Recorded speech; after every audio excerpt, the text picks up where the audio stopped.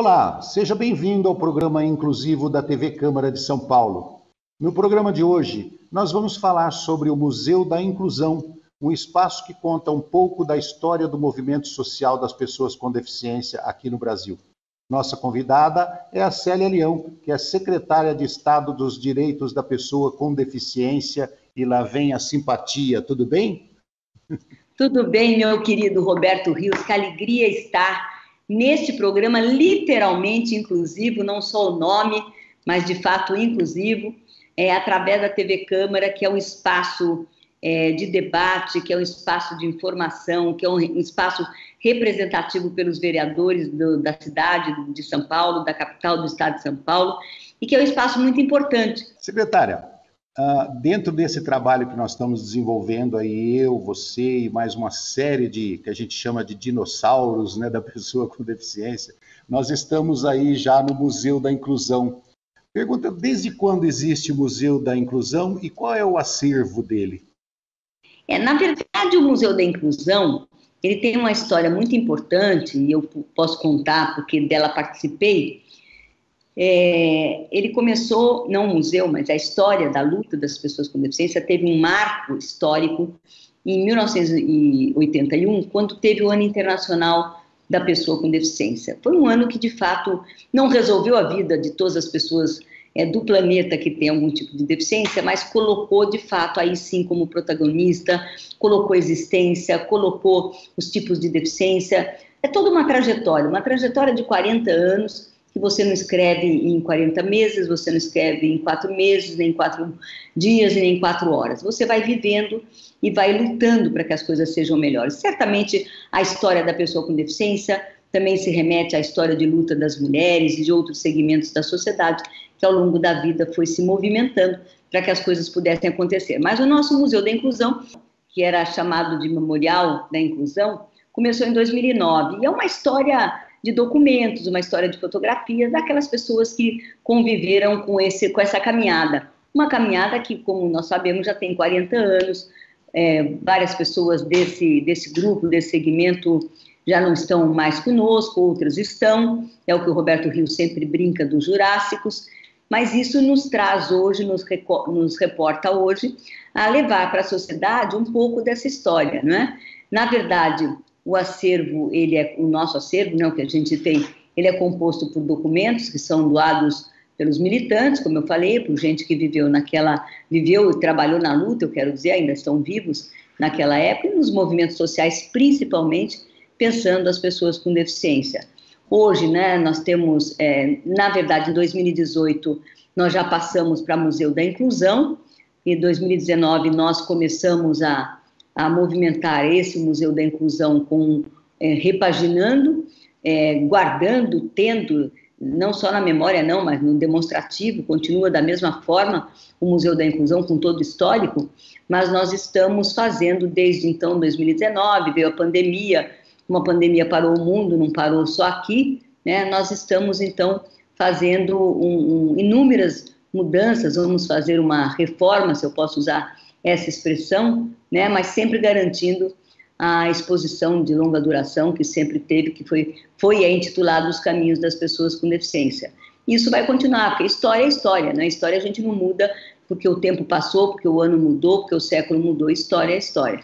Secretária, você tocou no assunto de que a exposição ela continua, né? Exato. Geralmente os museus são estáticos, eles contam uma história de uma determinada época e aquilo acabou e está lá gravado no museu.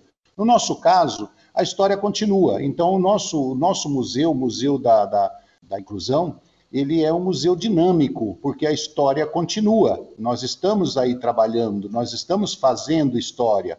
Então eu te pergunto, além dele ser dinâmico, além de ir acrescentando mais coisas, mais histórias, mais fotos, mais feitos, além disso, ele tem exposições temporárias ou é tudo permanente? Na verdade, agora nós estamos fazendo uma reforma geral no museu, é o que você mesmo falou, com toda a inteligência, obviamente, sabedoria. O museu, ele conta a história, e a história a gente não muda, né? A história do descobrimento do Brasil, museus que contam a história da humanidade, a história não muda, então a história está lá. o que nós vamos fazer agora, já estamos fazendo, é essa mudança. O acervo que tem da história de 40 anos, com fotografias, com documentos, esse continua, né? Nós estamos fazendo só alguma modificação geográfica, física dentro da secretaria, e ele vai passar por uma reforma para modernizar e acessibilizar esse museu para todas as pessoas. Então, hoje, além da pandemia, que nos obrigou a fechar o museu por todo esse tempo, hoje ele está, de fato, ainda fechado, porque ele começa essa reforma, que antes não era possível, porque a gente não podia ter movimentação dentro do prédio, que fica aqui no Memorial da América Latina, que é dentro um prédio bonito, grande, bom, para atender a causa e a questão das pessoas com deficiência, mas aqui nós ficamos, como o Brasil e o mundo, meio que separados.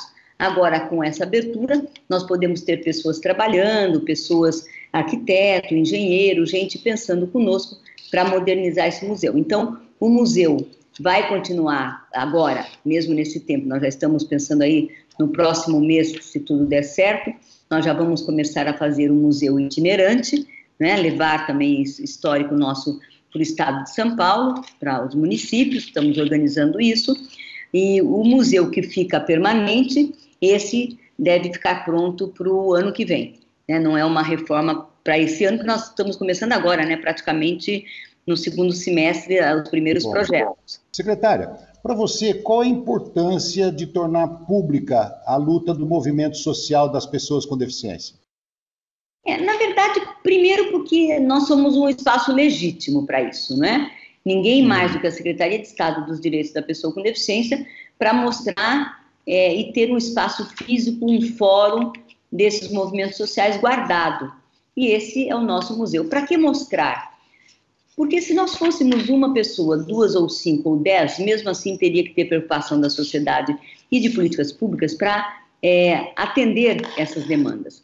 Mas hoje somos no Brasil milhares de pessoas com deficiência, no estado de São Paulo 3.400.000 pessoas, nesse pool nós temos 1.900.000 são mulheres, e assim vai, a gente pega todo um segmento na nossa base de dados, por empregabilidade, questão educacional, saúde, a gente vai vendo exatamente cada município, Roberto Rios, como as pessoas com deficiência vêm vivendo. Elas não começaram hoje a vida delas. Algumas têm 2 anos, 5 anos, 10 anos, outras têm 30, 40, outras têm 60, 70. Então, a história vem andando.